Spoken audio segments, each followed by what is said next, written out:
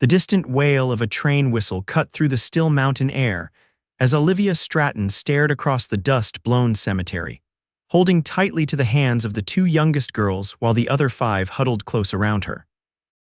7 freshly dug graves stood in stark relief against the stark landscape of Park City, Utah Territory, each mound of earth representing another family lost to the terrible fever that had swept through the mining town like wildfire in the summer of 1871. "Miss Olivia, what happens to us now?" 6-year-old Ginny Gallagher asked, her small fingers gripping Olivia's skirt with frightening strength. Olivia swallowed hard, wondering the same thing herself. At 26, she was now the sole guardian of the 7 Gallagher sisters, orphaned just 3 days ago when their parents, Patrick and Margaret, succumbed to the typhoid that had already claimed so many.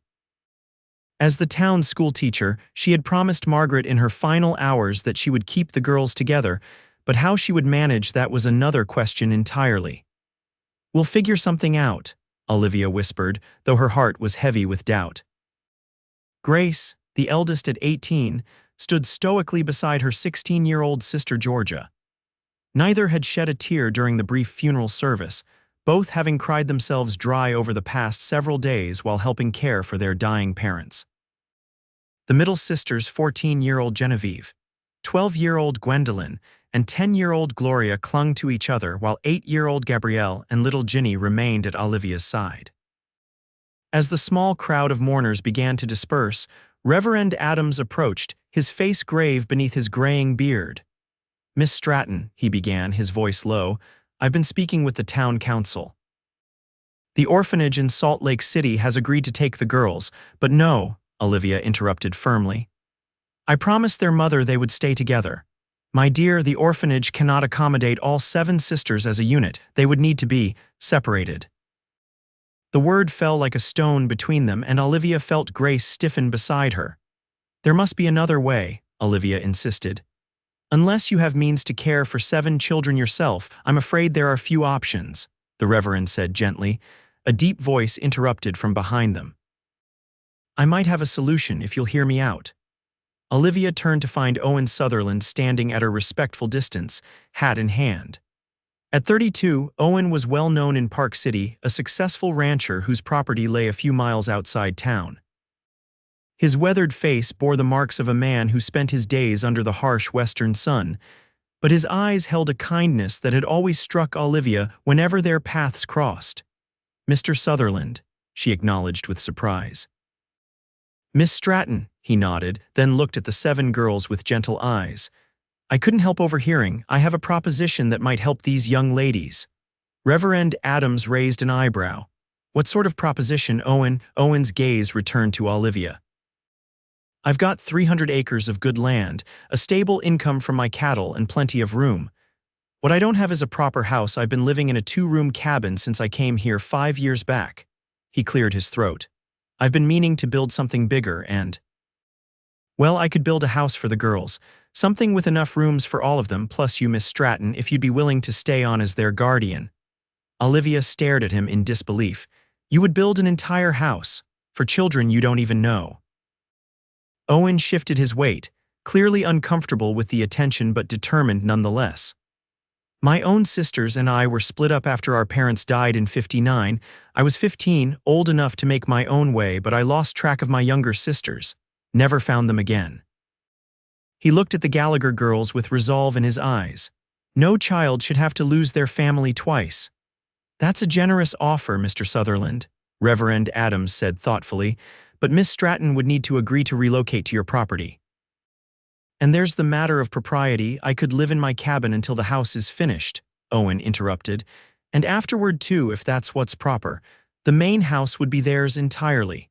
He looked directly at Olivia. "I've got good men willing to help with the building. We could have something livable before the first snow." Olivia felt the weight of 7 pairs of eyes upon her, the sisters looking to her for salvation.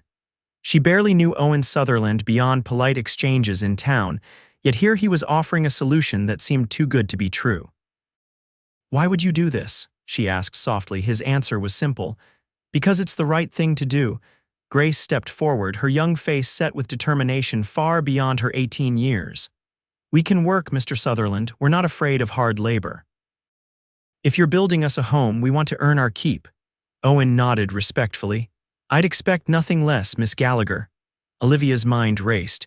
It was an outlandish proposal moving 7 orphaned girls to a ranch owned by a bachelor, yet the alternative was unthinkable.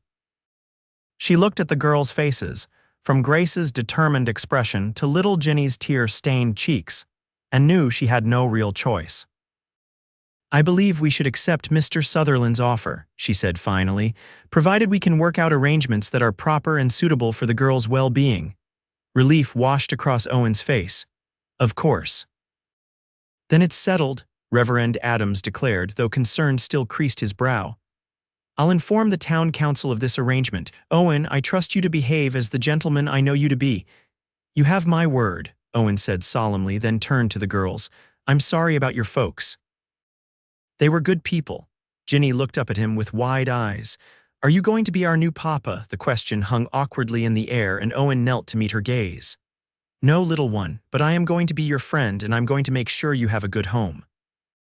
As they left the cemetery, Olivia wondered if she had made the right decision, or if she had just entrusted the fate of 7 orphaned girls to a man she barely knew.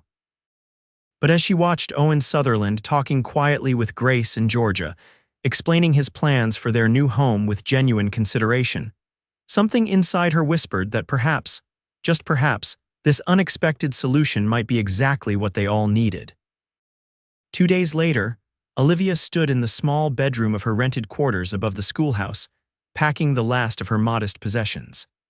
The Gallagher sisters had already moved their few belongings to Owen's ranch the previous day, temporarily crowding into his cabin while he slept in the barn. Today, they would begin work on the new house, and Olivia had promised to join them after finishing her teaching duties. A knock at the door interrupted her thoughts. Come in, she called. Gertrude Wilson, the mayor's wife and president of the Ladies' Aid Society, entered with a tight smile that didn't reach her eyes. Miss Stratton, I had hoped to catch you before you departed, she said, her voice dripping with false concern. The town council is most worried about this. Arrangement with Mr. Sutherland. Olivia carefully folded her last shawl. The council seemed satisfied with Reverend Adams' approval. Reverend Adams is a man of faith, but perhaps not worldly wisdom, Mrs. Wilson replied. A single man taking in 7 orphan girls and you, an unmarried woman, it's bound to create talk. I believe preventing 7 sisters from being separated is worth a bit of gossip, Mrs. Wilson. The older woman pursed her lips. Owen Sutherland has been in Park City for 5 years and has shown no interest in settling down properly. One must wonder about his motivations. Olivia's patience thinned. His motivation, as he clearly stated, is that he himself was separated from his sisters after their parents' death. He wishes to prevent the same tragedy from befalling the Gallaghers. Noble intentions often mask other desires, my dear. I have observed nothing but honorable behavior from Mr. Sutherland, Olivia said firmly, closing her trunk with more force than necessary. Now, if you'll excuse me, I need to join the girls. Mrs. Wilson moved toward the door, then paused. Just remember, Miss Stratton, reputations are more fragile than fine china. Once broken, they're nearly impossible to mend, especially for a schoolteacher. After the woman left, Olivia leaned against her trunk, suddenly questioning herself. Had she made a terrible mistake? The warning was clear. If even a whiff of impropriety surrounded this arrangement, she could lose her teaching position, and then what would happen to the girls? By the time she arrived at Owen's ranch later that afternoon, her doubts had multiplied. She found the property bustling with activity. Owen and 4 other men were already marking out the foundation for what would become the new house, while the Gallagher sisters were engaged in various tasks around the site. Owen spotted her wagon and walked over, wiping his brow with a handkerchief. Miss Stratton, welcome to Sutherland Ranch. He offered his hand to help her down from the wagon. Mr. Sutherland, she acknowledged, accepting his assistance. I see you've already begun. We're making good progress, he confirmed, pride evident in his voice. The girls have been a tremendous help. Looking around, Olivia could see what he meant. Grace and Georgia were preparing a meal at an outdoor cooking area, while Genevieve and Gwendolyn sorted building materials. Gloria supervised as Gabrielle and Ginny collected stones to line a garden plot. I had a visit from Mrs. Wilson before I left town, Olivia said quietly. Owen's expression darkened slightly. Let me guess, she expressed concerns about our arrangement. You anticipated this, he sighed. Park City thrives on two things, Miss Stratton's silver mining and gossip. The latter often proves more valuable than the former to certain individuals. She suggested your motives might be questionable, Olivia admitted. For a moment, hurt flashed in his eyes before he masked it with a wry smile. I suppose that's to be expected. A confirmed bachelor suddenly taking an interest in housing orphans doesn't fit the usual narrative. I defended your intentions, Olivia assured him. I appreciate that. He hesitated. Miss Stratton, I want to be clear. My only goal here is to provide these girls with a home where they can stay together. Nothing more. The sincerity in his voice dissolved some of her worries. I believe you, Mr. Sutherland, and I'm grateful. But perhaps we should discuss some guidelines to ensure this arrangement remains above reproach. I'm all ears. For one, I think it best if you and I limit our interactions to matters directly concerning the girls and the house construction. Owen nodded. Sensible. And once the house is completed, clear boundaries between your residence and ours will be essential. Already planned for, he agreed. The main house will be set a respectable distance from my cabin with its own garden and yard. You'll have complete privacy. His careful consideration of these details further reassured her. Perhaps this unusual arrangement could work after all. Miss Olivia, Ginny called, running over with her hands full of small wildflowers. Look what I found. Can we plant these at our new home? Olivia smiled, kneeling to examine the child's treasure. They're beautiful, Ginny. We'll find a special place for them. As she helped Ginny plan a flower garden, Olivia watched Owen return to the construction site, directing his men with quiet authority. There was something about the way he moved, confident yet unassuming, that drew her attention. When he laughed at something one of the workers said, the sound was rich and genuine, lighting up his sun-weathered face in a way that made him appear younger than his years. Olivia quickly averted her gaze, reminding herself of the boundaries she had just established. This arrangement was for the girl's benefit, not her own, and maintaining a professional distance from Owen Sutherland would be essential to its success. The next several weeks passed in a flurry of activity. Each morning, Olivia rode into town to teach at the schoolhouse, bringing the younger Gallagher girls with her while the older ones remained at the ranch to assist with the construction. Each evening, she returned to find significant progress on their new home. Owen had designed a 2-story house with enough bedrooms to accommodate all the sisters comfortably, plus a separate room for Olivia. The ground floor featured a spacious kitchen, dining area, sitting room, and a special corner Olivia planned to use as a study area for the girls' education. Large windows would allow abundant light into every room, and a wide porch would wrap around the front and one side of the house. By early October, the frame was complete, and they celebrated by hosting an impromptu dinner for all the workers who had volunteered their time. The meal was served outdoors on trestle tables, with lanterns hanging from the skeletal structure of what would soon be their home. As twilight descended, Olivia found herself standing slightly apart from the festivities, gazing up at the house's silhouette against the darkening sky. "Penny for your thoughts," Owen said, approaching with 2 cups of coffee. Olivia accepted one gratefully. "I was just thinking how impossible this all seemed 6 weeks ago, yet here we are. Still a long way to go," he cautioned, "but we'll have you all sheltered before the heavy snows come." "I never properly thanked you," she said softly. "What you're doing for these girls, it's extraordinary." Owen shook his head. "Not extraordinary, just necessary." He looked over at the sisters, who were teaching some of the workers a clapping game.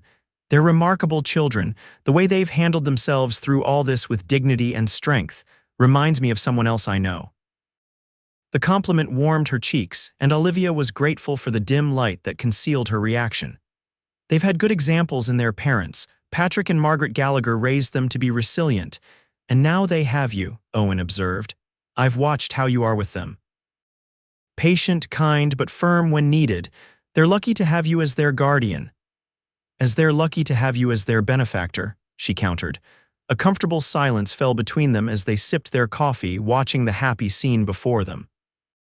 In that moment, With the laughter of children and the camaraderie of community surrounding them, Olivia felt a sense of rightness that had been absent since the day she stood at 7 gravesides.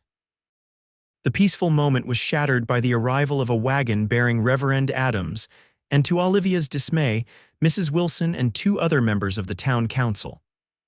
"We thought we'd come see the progress on the house," Mrs. Wilson announced, her eyes critically assessing the gathering.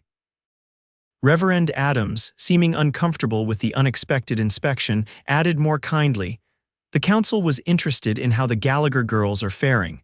Owen stepped forward. "You're welcome to look around, though I'm afraid the light's failing. Perhaps you'd like to join us for some coffee and apple cake." Mrs. Wilson ignored the invitation, moving toward the house frame. "Rather primitive accommodations in the meantime, aren't they? All of you living in that tiny cabin and barn." "The cabin houses the girls and Miss Stratton," Owen clarified, his voice tight but polite. "I've been staying in the loft above my stable." "Nevertheless, it's hardly appropriate," Mrs. Wilson sniffed. Olivia felt her patience fraying. "Mrs. Wilson, Mr. Sutherland has shown nothing but consideration for propriety. The girls and I have been perfectly comfortable, and the new house is progressing admirably. The council is merely concerned about the welfare of the children." One of the other council members, Mr. Porter, interjected more diplomatically. Grace approached, standing tall beside Olivia. "We're doing just fine, sir. Mr. Sutherland has been a perfect gentleman, and we're learning valuable skills helping with the house. I'd say we're better off here than we would be separated and shipped off to different families." Mrs. Wilson's lips thinned. "Young lady, children shouldn't speak so boldly to their elders." "I believe Grace is simply expressing gratitude for her current situation," Reverend Adams intervened smoothly. "And I must say, Owen, the progress you've made is impressive." The tension eased somewhat as Owen led the visitors on a tour of the construction site, explaining the layout and features of the future home. Olivia hung back, her earlier contentment replaced by worry. It was clear that Mrs.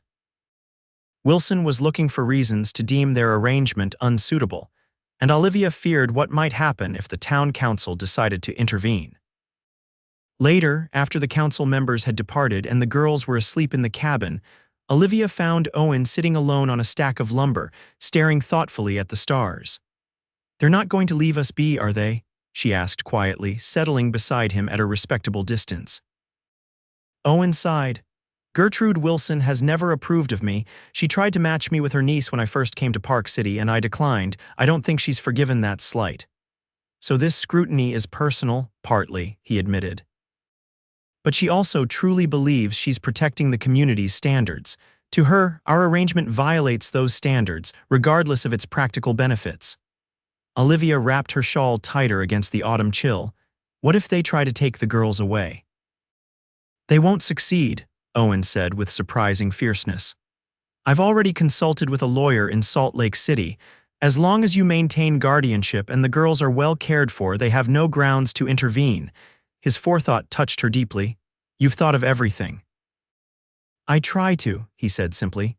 "These girls deserve a chance to grow up together, surrounded by love and security. I aim to make sure they get that chance." Olivia studied his profile in the moonlight, struck by the quiet determination in his features. "Why did you never marry Mr. Sutherland?" The personal question surprised them both, and Olivia immediately regretted her boldness. "Forgive me, that was inappropriate." Owen shook his head. "No need for apologies. It's a fair question given the circumstances." He was quiet for a moment before answering. "After losing my family, I spent years searching for my sisters. By the time I accepted that I might never find them, I'd grown accustomed to solitude. Then I came here, built this ranch." He gestured to the land around them. "It became enough." "And now?" she asked softly. His eyes met hers, something unspoken passing between them. "Now I'm beginning to think there might be more to life than cattle and solitude." The implication of his words hung in the air, both thrilling and terrifying Olivia. She stood abruptly, needing to break the moment before it led somewhere neither of them was prepared to go. "It's getting late. I should check on the girls." Owen rose as well, maintaining a respectful distance. "Of course. Good night, Miss Stratton." "Good night, Mr. Sutherland." As she walked back to the cabin, Olivia's heart pounded with confusion. She had come here solely for the sake of the Gallagher sisters, determined to keep her relationship with Owen Sutherland strictly professional. Yet something was changing, something neither of them had anticipated when they entered this arrangement. And she wasn't entirely certain she wanted to stop it. By early November, with the first dusting of snow already freckling the mountains, the house was nearly complete. The exterior walls were finished, the roof was securely in place, and the interior was taking shape room by room.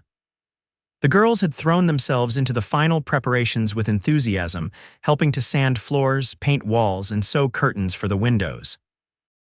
Olivia had gradually reduced her teaching hours in town, arranging for a substitute to take over 3 days a week so she could oversee the final stages of their new home. This change had not gone unnoticed by the town council, who continued to send observers to check on their progress with thinly veiled skepticism. On a crisp Saturday morning, Olivia was helping Gloria and Gwendolyn arrange furniture in what would become the girls' study area when Owen appeared in the doorway, his expression grave. "Miss Stratton, might I have a word?" Something in his tone made her heart sink. "Of course." "Girls, continue without me for a moment." Once they were alone in the hallway, Owen handed her an official-looking letter. This came from the territorial court in Salt Lake City. Olivia scanned the document, her hands beginning to tremble. "They're questioning my guardianship of the girls." "On what grounds?" "Unsuitable living arrangements," Owen said grimly. "Someone has filed a formal complaint." "Mrs. Wilson," Olivia breathed, anger flaring within her. "Most likely, though the complainant isn't named." Owen ran a hand through his hair, a gesture of frustration she'd come to recognize. "There's to be a hearing next week if they rule against us." "They could separate the girls," Olivia finished, the very thought making her sick. "We can't let that happen, we've come too far." Owen's gaze was resolute. "We won't let it happen. I've already sent for the lawyer I consulted. He'll be here tomorrow to help us prepare." Olivia nodded, trying to gather her composure. "We should tell Grace and Georgia. They're old enough to understand what's happening." "And to testify if needed," Owen agreed. "Their voices should carry weight with the judge." That evening, after the younger girls were asleep, Olivia, Owen, Grace, and Georgia gathered around the small table in the cabin to discuss their strategy. "I don't understand," Grace said, her voice tight with anger. "We're finally getting settled. The house is almost finished. Why would anyone try to separate us now?" "Some people place greater importance on appearances than on what's truly best for children," Owen explained gently. Georgia, quieter than her elder sister but equally perceptive, looked between Owen and Olivia. "It's because you're not married, isn't it? They think it's improper for Mr. Sutherland to be helping us without being family." The directness of the 16-year-old's observation created an awkward silence until Olivia cleared her throat. "That seems to be part of their concern, yes." Grace leaned forward, her eyes bright with sudden inspiration. "Then the solution is simple. You two should get married." Owen choked on his coffee and Olivia felt her face flame with embarrassment. "Grace," she admonished, "that's not an appropriate suggestion." "Why not?" the girl pressed. "You like each other, anyone can see that, and it would solve our problem immediately." "Marriage is not something to enter into lightly, just to solve a legal dilemma," Owen said, recovering his composure though a flush still colored his neck. "Is it really so outlandish?" Georgia asked quietly. "You've both been caring for us these past months. We already feel like a family of sorts." Olivia glanced at Owen, finding him already looking at her with an unreadable expression. The suggestion hung between them, impossible yet somehow not entirely unwelcome. "There must be another solution," Olivia said firmly, breaking the tension. "The lawyer will arrive tomorrow. Let's see what he advises before we consider anything drastic." The next day brought Sherman Hargrove, a distinguished attorney from Salt Lake City who listened carefully to their situation before outlining their options. "The complaint centers on the impropriety of the living arrangements," he explained, adjusting his spectacles. "With the new house nearly complete, that argument weakens considerably. However, the underlying concern remains a single male benefactor providing for 7 orphaned girls, and their unmarried guardian raises eyebrows in conservative circles." "What do you suggest, Mr. Hargrove?" Owen asked. The lawyer hesitated. Legally speaking, the strongest counter would be if you had a familial relationship to either Miss Stratton or the Gallagher girls. Which we don't, Olivia pointed out. No, Hargrove agreed, though such a relationship could be established. Grace and Georgia exchanged meaningful glances, but remained silent. Are you suggesting what I think you are, Sherman? Owen asked directly. The lawyer adjusted his tie uncomfortably. I'm merely pointing out that marriage would immediately render the complaint moot. The court would have no grounds to separate the children from a legally established family unit. And if we pursue other defenses, Olivia questioned. We argue that the current arrangement is temporary, that the separate residences maintain propriety, and that the welfare of the children is best served by keeping them together under Miss Stratton's guardianship. We might prevail, but I cannot guarantee it. After the lawyer departed to prepare their case, Owen and Olivia found themselves alone on the porch of the nearly finished house, both lost in thought. I won't ask you to marry me to solve a legal problem, Owen said finally, breaking the silence. I wouldn't expect you to, Olivia replied, her voice carefully neutral. But I would like to know, he continued, turning to face her directly, if circumstances were different, if there were no legal troubles, no town council breathing down our necks, would you ever consider such a possibility? Not now, but someday, the question stole her breath. In the months since they'd begun this journey together, Olivia had carefully guarded her growing feelings for Owen Sutherland. She'd told herself that her focus needed to remain on the girls, that anything else would complicate an already complex situation. Yet in quiet moments, she'd found herself imagining a future where their temporary arrangement evolved into something permanent, not out of necessity, but desire. I would consider it, she admitted softly. Someday, something shifted in Owen's expression, hope mingled with resolve. Then perhaps we're approaching this all wrong. What do you mean? He took a deep breath. What if we marry not just to satisfy the court, but because it's what we both want eventually? Not a marriage of convenience, but a commitment to build something real given time. Olivia's heart raced. Owen, we barely know each other, don't we? He challenged gently. We've worked side by side for months. I've seen how you care for those girls, how you handle every challenge with grace and strength. You've seen me at my best and worst, building this house, working this land. We may not have courted in the traditional sense, but I'd say we know each other's character better than most couples who walk down the aisle. She couldn't deny the truth of his words. Their unusual circumstances had revealed aspects of each other that might have taken years to discover in a conventional courtship. What about the girls? She asked. This would affect them tremendously, Owen smiled. I believe they've already made their opinions on the matter quite clear. But is it fair to them, to you, to enter a marriage based partially on legal necessity? Life rarely gives us perfect circumstances, Olivia, he said, using her given name for the first time. What matters is what we build from the circumstances we're given. The sound of her name on his lips sent a shiver through her that had nothing to do with the November chill. She looked up at the house. They'd created together a house built with care and hope for 7 orphaned sisters.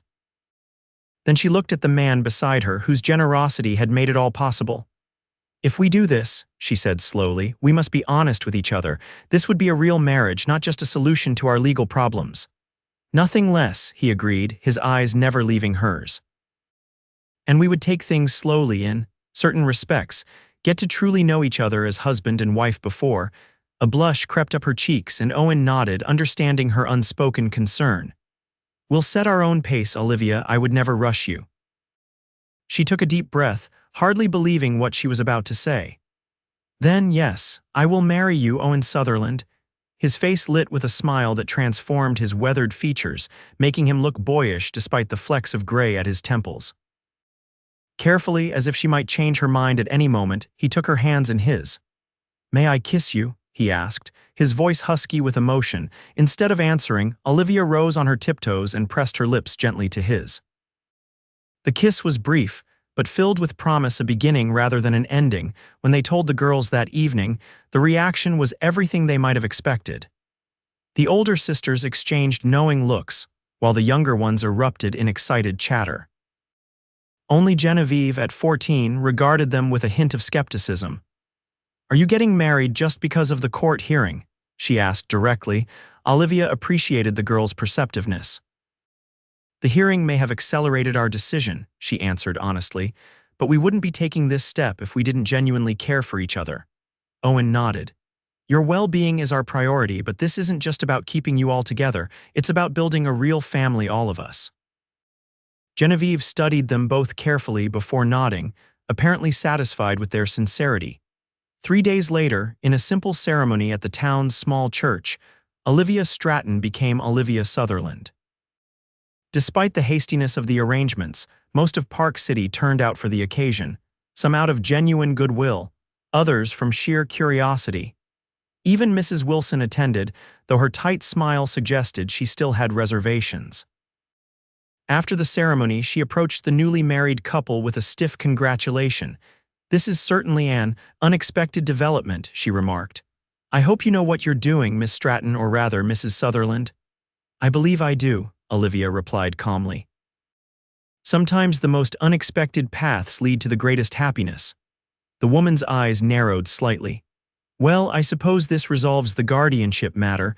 The council will withdraw its concerns now that there's a proper family structure in place." "How considerate," Owen commented dryly, placing a protective hand at the small of Olivia's back. After Mrs. Wilson moved away, Owen leaned close to whisper, "One battle won." Olivia smiled up at him. "And many more adventures ahead, I expect."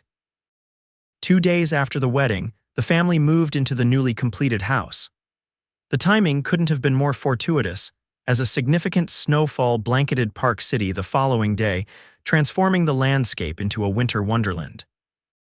Olivia stood at the kitchen window, watching the girls building a snow fort in the yard. Owen had kept his word about taking things slowly. He maintained his residence in the cabin, coming to the main house each morning and returning to his own quarters each night. It was an unusual arrangement for newlyweds, but it gave them both time to adjust to their new relationship. The sound of the door opening announced Owen's arrival, bringing with him a gust of cold air and the scent of pine. "Good morning," he greeted, stamping snow from his boots. "I've brought firewood for the day." "Thank you," Olivia replied, pouring him a cup of coffee. Their interaction still carried a hint of awkwardness, the formality of their previous relationship mingling with the intimacy of their new status. Owen accepted the coffee gratefully, his gloved fingers brushing against hers in a touch that sent warmth spiraling through her despite its brevity. "The girls seem to be enjoying the snow," he observed, moving to stand beside her at the window. Olivia nodded. "They've been out since breakfast." "I think they're finally beginning to feel settled." "And you?" he asked quietly. "How are you feeling about everything?" She turned to face him, struck by the vulnerability in his expression. This strong, capable man who had built them a home with his own hands now looked almost uncertain, waiting for her answer. "I'm adjusting," she said honestly. "It's strange to be a wife before I've fully learned to be a sweetheart." His eyes crinkled at the corners. "We're doing things in an unusual order, aren't we?" "Very unusual," she agreed with a small smile. "But I don't regret it, Owen." Relief washed over his features. "Nor do I." A comfortable silence fell between them as they watched the children at play, standing close enough that their shoulders nearly touched. "I was thinking," Owen said after a moment, "perhaps we could have dinner together tonight, just the two of us after the girls are asleep." "Like a proper courtship?" Olivia asked, warming to the idea. He nodded. "I may have married you before properly wooing you, Olivia Sutherland, but I intend to remedy that oversight." The use of her new name sent a pleasant shiver through her. "I'd like that very much." That evening, after the girls were settled for the night, Owen returned to the house with a small bouquet of winter greenery adorned with red berries. He'd arranged a simple but elegant meal in the dining room, with candles providing a warm, intimate glow. "This is lovely," Olivia said, genuinely touched by his efforts. As they ate, they began the process of truly getting to know each other, not as teacher and rancher, not as co-guardians of 7 orphaned girls, but as husband and wife. Owen spoke of his childhood in Pennsylvania, his years searching for his lost sisters, and his decision to start anew in Utah Territory. Olivia shared stories of her own upbringing in Ohio, her journey west as a young teacher seeking independence, and her dreams for the future. I always wanted a large family, she admitted, though I imagined it would come about in a more conventional manner. Owen smiled. Life rarely follows the paths we expect. When I built this ranch, I never imagined it filled with the laughter of 7 girls. Do you mind? She asked. The noise, the chaos, the constant activity, not at all, he answered without hesitation. It's brought the place to life. His expression grew more serious. What about you? Do you mind being tied to a rough rancher who knows more about cattle than courtship? Olivia felt a surge of tenderness toward him. I find I rather prefer your straightforward honesty to empty gallantry, Owen. You're a good man, the kind who builds a house for orphan children and expects nothing in return. That speaks more of your character than any practiced charm could. His eyes darkened with emotion. Olivia, he said softly, reaching across the table to take her hand. I want you to know that while our marriage may have begun under unusual circumstances, my feelings for you are entirely genuine. She turned her palm upward, intertwining her fingers with his. As are mine for you. Their courtship continued in this manner for several weeks, shared meals after the girls were asleep, long conversations by the fire, gradual increases in casual touches and brief, sweet kisses. With each passing day, the awkwardness between them diminished, replaced by a deepening affection and a growing anticipation for their future together. As Christmas approached, the house transformed under the girls' enthusiastic decorations. Pine boughs adorned every surface, paper snowflakes hung from strings in the windows, and Owen had brought home a magnificent tree that now dominated the sitting room, waiting to be decorated. On a Sunday afternoon, while the entire family worked together to adorn the tree, Genevieve suddenly paused, a hand-carved ornament suspended in mid-air. Are we the Sutherlands now, or are we still the Gallaghers? She asked, the question silencing the cheerful chatter. All eyes turned to Owen and Olivia, who exchanged a quick glance. You're both, Olivia answered carefully. You'll always be Gallaghers, that's your heritage, your connection to your parents, but you're also part of the Sutherland household now. Like having 2 families instead of none, Grace added, giving her younger sister a reassuring smile. Owen stepped forward, kneeling to meet Genevieve at eye level. Your names don't have to change for you to be part of this family. What matters is that we're together. The girl nodded, seeming satisfied with the answer. Then I think we should make a special ornament, something that shows all of us together, the Gallagher-Sutherland family. That evening, after the tree was decorated and the younger girls were asleep, Owen lingered in the doorway of the main house, reluctant as always to return to his solitary cabin. It's getting colder, Olivia observed, noting the frost already forming on the windows. Your cabin must be drafty on nights like this. I manage well enough, he said, though she could see him bracing himself for the frigid walk across the yard. Gathering her courage, Olivia reached for his hand. Perhaps you shouldn't go. His gaze snapped to hers, questioning. We're husband and wife, Owen, she continued softly. I think it's time you came home, properly home. The hope that blazed in his eyes took her breath away. Are you certain? In answer, she stepped closer and kissed him, not the gentle, careful kisses they'd shared thus far, but something deeper, filled with promise and invitation. When they finally parted, Owen rested his forehead against hers. I'll need to get some things from the cabin. Don't be long, she whispered. That night, as snow fell silently outside their window, Owen and Olivia truly became husband and wife in every sense. Their union, begun in haste and practical necessity, deepened into something neither had dared to expect when they first agreed to this arrangement, a love built on mutual respect, shared purpose, and genuine affection. As the winter months passed, the house on Sutherland Ranch grew ever more into a true home.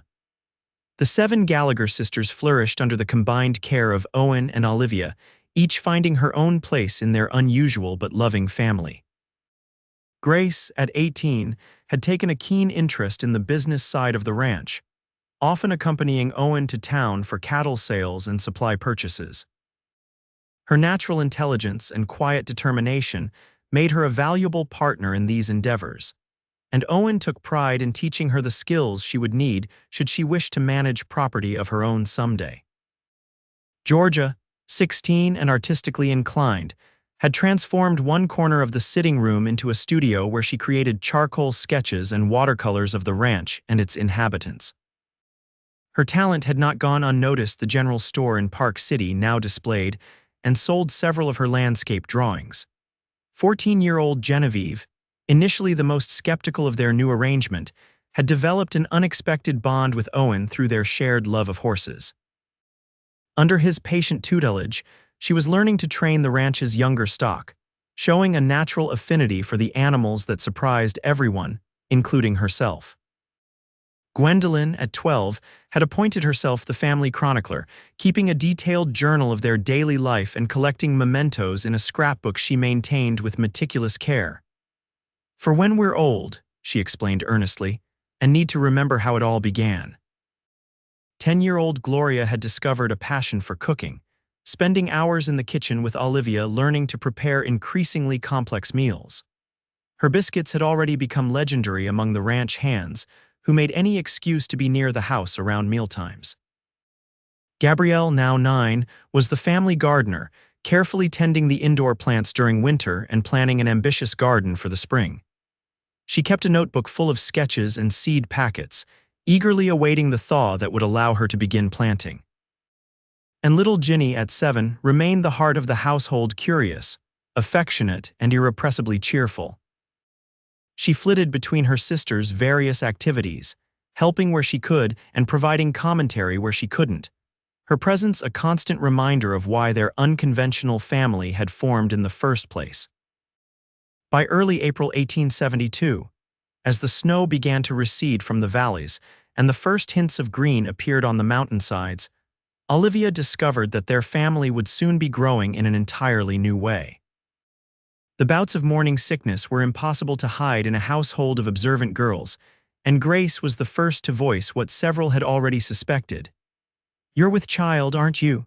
she asked one morning, finding Olivia resting on the porch after a particularly difficult start to the day. Olivia nodded, both nervous and excited.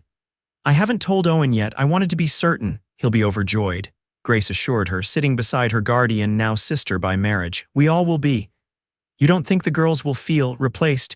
This all happened so quickly." Grace shook her head firmly. "Not at all. After losing so much, the chance to welcome new life into our family is a blessing." She hesitated before adding, "Mother would be happy knowing we're all together with people who love us." Tears welled in Olivia's eyes at the mention of Margaret Gallagher. "I hope so. I promised her I'd keep you all together, but I never imagined it would lead to this." "Sometimes the best promises lead us places we never expected," Grace said with wisdom beyond her years. That evening, Olivia told Owen about the baby as they walked along the creek that bordered their property. His reaction was everything she had hoped for: wonder, joy, and tender concern for her well-being. "A child," he breathed, placing a gentle hand on her still flat stomach. "Our child." "Are you happy?" she asked, though his expression had already answered the question. "More than I can say," he replied, gathering her into his arms. "When I built this house, I thought I was providing a home for 7 orphaned girls. I never dreamed I was building a future for myself, a wife, a family, a life fuller than I ever imagined possible." Olivia leaned into his embrace, marveling at how much had changed in less than a year. From the tragic day at the cemetery to this moment of perfect joy, their journey had been unusual, sometimes difficult, but ultimately blessed beyond measure. "We should tell the girls," she said, "though I suspect some have already guessed." Owen laughed. "Nothing escapes notice in this household."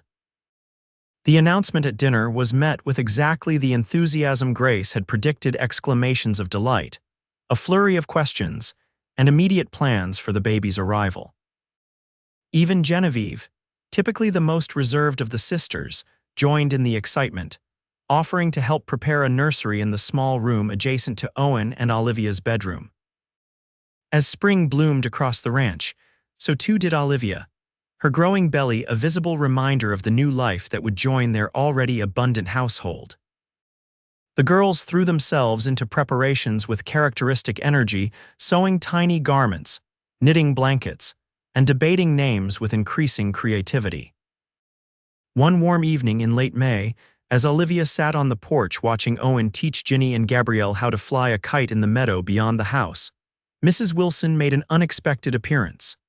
It was her first visit to the ranch since the wedding, though Olivia occasionally encountered her in town. "Mrs. Sutherland," she greeted with a stiff nod. "I see congratulations are in order." Olivia instinctively placed a hand on her prominent belly. "Thank you, Mrs. Wilson." The older woman hesitated, seeming uncharacteristically uncertain. "I've come to apologize, I suppose." Surprised, Olivia gestured to the chair beside her. "Please, sit down." Mrs. Wilson settled primly on the edge of the seat. "When I raised concerns about your arrangement with Mr. Sutherland, I truly believed I was acting in the best interests of the Gallagher girls." "I understand that," Olivia acknowledged, though the memory of those difficult days still stung. "But I was wrong," the woman continued, the admission clearly costing her considerable pride. "I've observed your family in town over these past months. The girls are thriving, healthy, well-educated, and obviously happy. Whatever my reservations about how this household came to be, I cannot deny that the outcome has been beneficial." The unexpected apology left Olivia momentarily speechless. Finally, she said, "Thank you for saying that, Mrs. Wilson. It means a great deal." The woman nodded, then reached into her handbag and withdrew a small package wrapped in brown paper. "A gift for the baby," she explained, placing it on the small table between them. "Just a simple blanket I knitted myself." Deeply touched by the gesture, Olivia smiled warmly. "Won't you stay for tea? The girls would be happy to show you their garden. It's coming along beautifully." Something in Mrs. Wilson's expression softened. "I would like that very much." By the time Owen returned to the house with Ginny and Gabrielle in tow, Mrs. Wilson was being given a comprehensive tour of the property by an enthusiastic Gwendolyn, while Gloria prepared tea and scones in the kitchen. "Mrs. Wilson," Owen questioned under his breath as he joined Olivia on the porch. "Has the world turned upside down while I wasn't looking?" Olivia laughed softly. "She came to apologize, believe it or not, and brought a gift for the baby." Owen raised his eyebrows in surprise. "Well, I never thought I'd see the day. People can change, it seems," Olivia observed. "Just as we have," he smiled, pulling her gently into his arms. "For the better, I hope." "Decidedly for the better," she agreed, resting her head against his chest. On a brilliant morning in late August 1872, exactly 1 year after the Gallagher sisters had been orphaned by the fever, Olivia gave birth to a healthy baby boy. They named him Patrick Owen Sutherland, honoring both the girl's father and his own. As she sat in the rocking chair by the nursery window, her son nursing contentedly at her breast while the 7 Gallagher sisters crowded around to admire their new brother, Olivia reflected on the extraordinary journey that had brought them all together. "He has your eyes," Grace observed, gently touching the baby's downy head. "And Owen's chin," Georgia added with a smile. "He's perfect," little Ginny declared with absolute certainty. "Can I hold him next? When he's finished eating," Olivia promised. "Everyone will get a turn."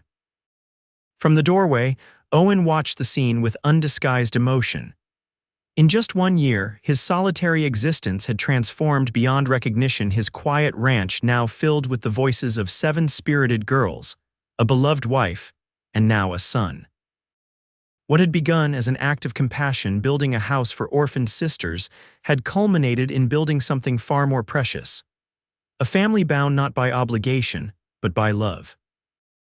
Later that evening, after the excitement had settled and the girls had finally been persuaded to go to bed, Owen joined Olivia in their bedroom where she was settling the baby in his cradle. "I have something for you," he said softly, reaching into his pocket. He withdrew a small wooden box and placed it in her hand. Inside lay a delicate gold locket on a fine chain. "It's beautiful," Olivia breathed. "Open it," Owen encouraged. Inside, she found a tiny sketch of the house he had built for them, their home rendered in exquisite detail. On the opposite side was an empty space. "I thought we might add a family portrait," he explained. "All 10 of us." Tears welled in Olivia's eyes as she looked up at her husband. "It's perfect, Owen, thank you." He helped her fasten the locket around her neck, then drew her into his arms. "I never thought I'd find this kind of happiness, Olivia. When I lost my sisters, something in me closed off the part that believed in family, in belonging. Building this house was my way of giving those Gallagher girls what I couldn't give my own sisters." He brushed a tender kiss against her forehead, I never expected it would give me back what I'd lost, too. We found each other when we needed each other most, Olivia said softly, glancing at their sleeping son. All of us. As moonlight filtered through the curtains, casting silver patterns across the floor of the house that love had built, Owen and Olivia sealed their hard-won happiness with a kiss no longer a beginning, but a continuation of the remarkable story they were writing together, one day at a time.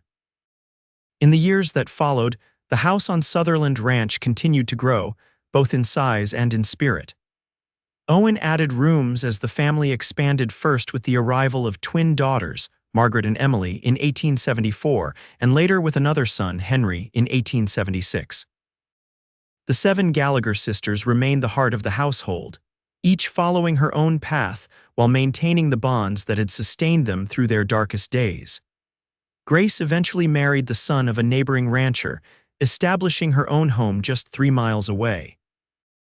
Georgia's artistic talent led her to studies in San Francisco, though she returned to Park City each summer, her sketchbooks filled with new techniques and perspectives. Genevieve's affinity for horses blossomed into a successful breeding program that brought recognition to Sutherland Ranch throughout the territory.